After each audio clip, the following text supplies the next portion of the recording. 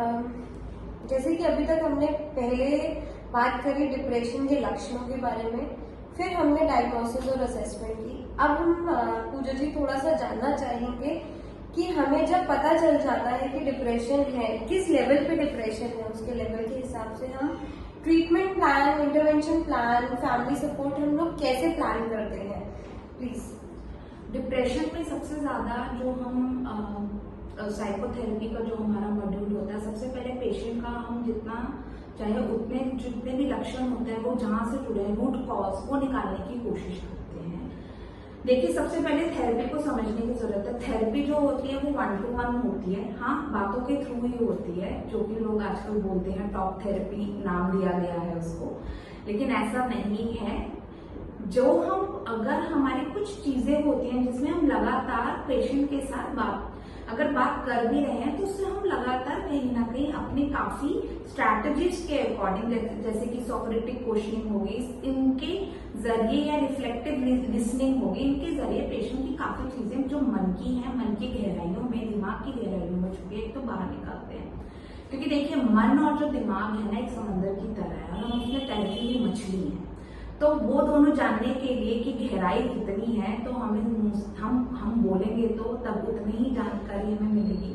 फिर दूसरी आती है हमारी supportive therapy as well as cognitive behaviour therapy, and कहीं ना कहीं बिहेवियर एक्टिवेशन की भी बहुत जरूरत पड़ती है, जिसमें हम कई बार पेशेंट को सजेस्ट करते हैं कि आप वॉक पे जाइए, लोगों से बात करिए, लेजर एक्टिविटी पे ध्यान दीजिए।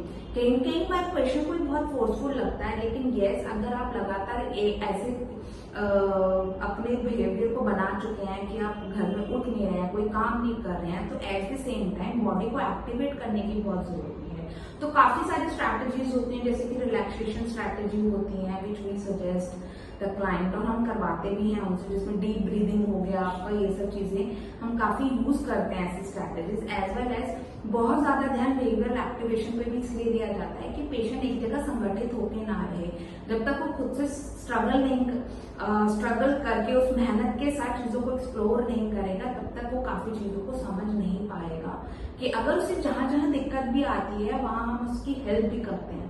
तो ये सब चीजें करना बहुत इंपॉर्टेंट है। कई बार पेशेंट को लगता है कि फोर्स किया जा रहा है, बट वो फोर्स नहीं होता, वो बिहेवियर को एक्टिवेट करने के लिए उनको बोला जाता है, ताकि वो जो भी चीज फेस कर रहे हैं वहां पे हम उनको सपोर्ट भी कर सकें। साथ ही साथ फैमिली को भी इन्वॉल्व किया जाता है। फैमिली से जितना सपोर्ट पेशेंट को मिल जाए, फैमिली में अगर एक्सप्रेस्ड इमोशंस हैं, एंगर है फैमिली का टुवर्ड्स द पेशेंट, अगर फैमिली सपोर्टिव नहीं है, तो काफी उन चीजों पे भी काम करके फैमिली में जो रिलेशनशिप है उन सबको भी कहीं ना कहीं सपोर्ट के थ्रू बेटर किया जाता है। जैसे कि आपने बताया कि फैमिली सपोर्ट हो गया, बिहेवियर एक्टिवेशन हो गया, कई बार पेशेंट्स में एक रिजिडनेस होती है चीज़ों को करने की, समझने की। They are stick to their behaviour, they don't want to change, knowing the cause and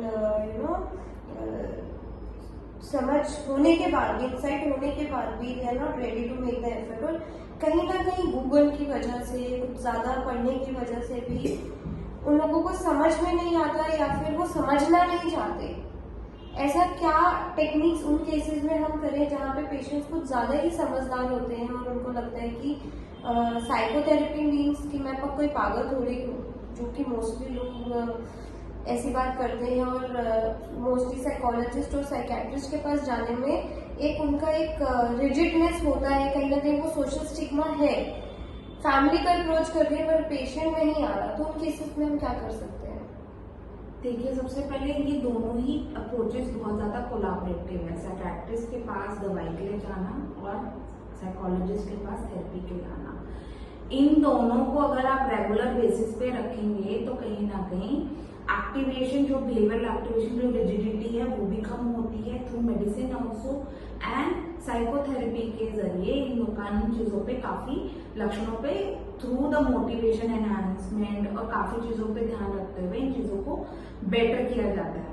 कई बार क्लाइंट इस रिजिडिटी के साथ है कि आते हैं कि हम दवाई नहीं लेना चाहते, लेकिन at the same time client को ये चीज भी समझने की जरूरत है कि अगर हमें सर दर्द भी होता है तब भी हम प्रेफर करते हैं दवाई खाना। तो ये भी नॉर्मल ऐसी ही दवाइयों की तरह है जो कुछ समय के लिए चलती हैं, जैसे जैसे आप अपनी चीजों पे सुधार करते जाएंगे उस मोटिवेशन के साथ, काफी चीजें बेटर भी होती जाती है और दवाई भी कम होती जाती है। तो इन सब चीजों पे ध्यान देना बहुत जरूरी है। वो रिजिडिटी हमारे मन के अंदर है और हमने उस मन की रिजिडिटी को सरेंडर किया है।